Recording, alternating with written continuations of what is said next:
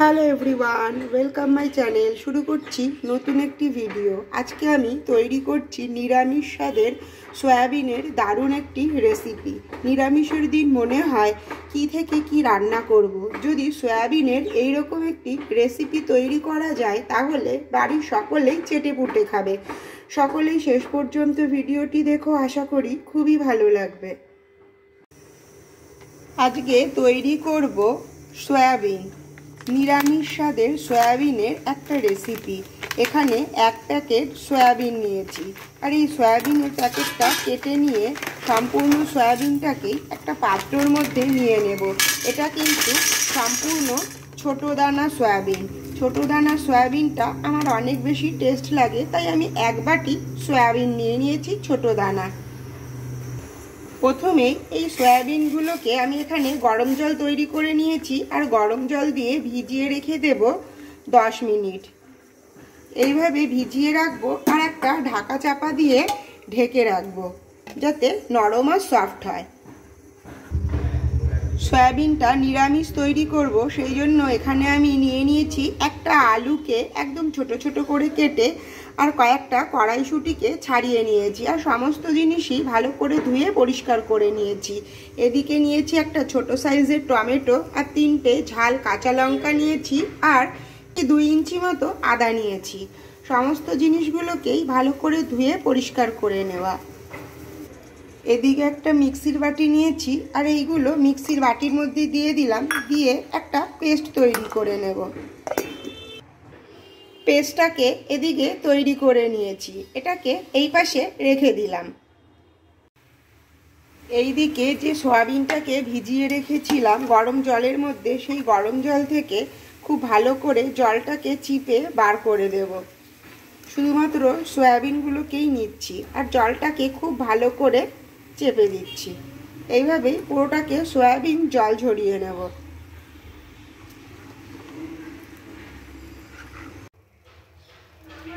এইদিকে একটা কড়াই বসিয়ে নিয়েছি, আর কড়াইটা খুব ভালো করে বেশি করেই গরম করে নিয়েছি। তেলটাকেও গরম করে নেব।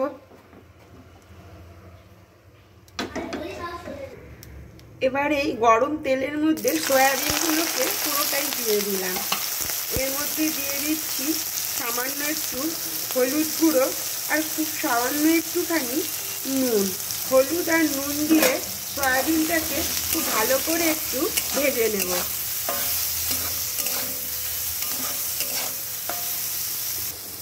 এইরকমভাবে একটু ভাজা হওয়ার পরে এই সয়াবিনগুলোকে এবার আমি তুলে নিচ্ছি। সয়াবিনটা তুলে নেওয়ার পর ওর কড়াইয়ের মধ্যেই আরও আমি তেল দিয়ে দিলাম। তেলটা গরম হওয়ার পর এই তেলের মধ্যে দিয়ে দিচ্ছি গোটা গরম মশলা ফোড়নে, একটা এলাচ, 2টো লবঙ্গ, আর একটু দারুচিনি। ফোড়নটা আসার পরেই এর মধ্যে দিয়ে দিচ্ছি আলু আর কড়াইশুঁটি।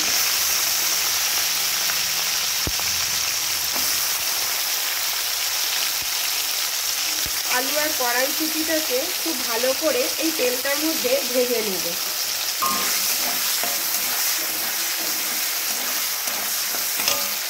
এর মধ্যে দিয়ে দিচ্ছি খুব সামান্য একটুখানি হলুদ, আর খুব সামান্য একটুখানি নুন।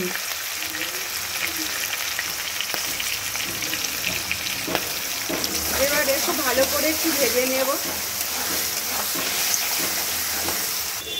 আলুটা এইরকম ভাজা হওয়ার পরেই এর মধ্যে আমি দিয়ে দিচ্ছি যে লঙ্কা, টমেটো আর আদার পেস্টটাকে তৈরি করেছিলাম, সেই পেস্টটা সম্পূর্ণ দিয়ে ভালো করে নাড়াচাড়া করে খুব ভালো করে কষিয়ে নেব, নাহলে কিন্তু আদার একটা কাঁচা গন্ধ বেরাবে। আলুগুলোকে না তুলেই ভাজা আলুর মধ্যেই আমি টমেটো, কাঁচা লঙ্কা আর আদার পেস্টটাকে দিয়ে দিয়েছি। এটা খুব ভালো করে কষিয়ে নেব। এই কষানো মশলার মধ্যে দিয়ে দিচ্ছি আর সামান্য হলুদ গুঁড়ো,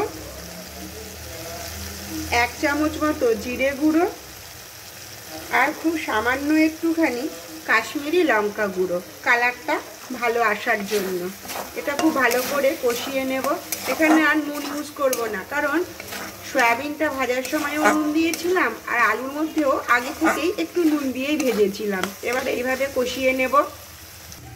এইদিকে আর একটা মশলা রেডি করব। কিছুটা নিয়েছি চারমগজ আর সাথে নিয়েছি দুটো কাজু বাদাম।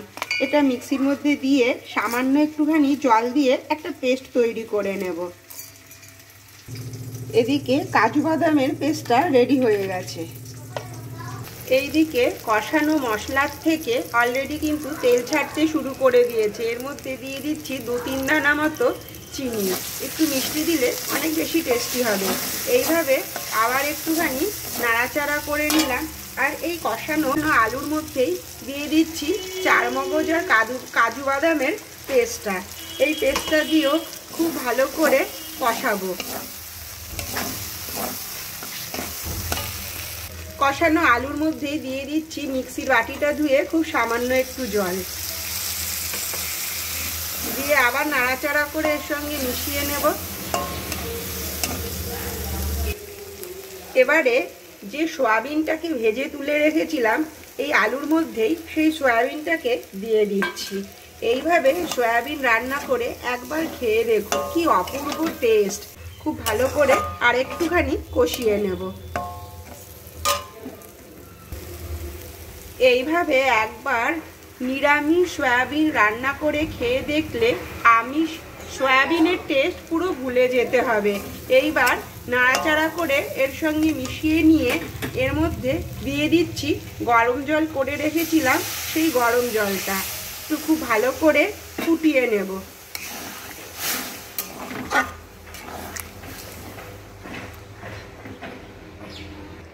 ঝোলটা এইরকম গ্রেভি গ্রেভি হওয়ার পরেই ওপর দিয়ে সামান্য একটু ধনেপাতা কুচিয়ে দিয়েই সার্ভ করে দেব।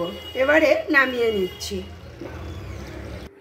এইদিকে নামিয়ে সার্ভ করে দিয়েছি আর তৈরি হয়ে গেছে দারুণ স্বাদের নিরামিষ সয়াবিনের একটি রেসিপি। ভাত বা রুটি যে কোনো কিছুর সঙ্গেই অসাধারণ টেস্ট লাগবে। একবার এইভাবে বানিয়ে সকলে ট্রাই করতে পারো। যদি ভিডিওটি ভালো লেগে থাকে অবশ্যই লাইক, কমেন্ট, শেয়ার আর সাবস্ক্রাইব করো। দেখা হবে আবার নেক্সট ভিডিওয়ে। Take care, bye bye, thank you.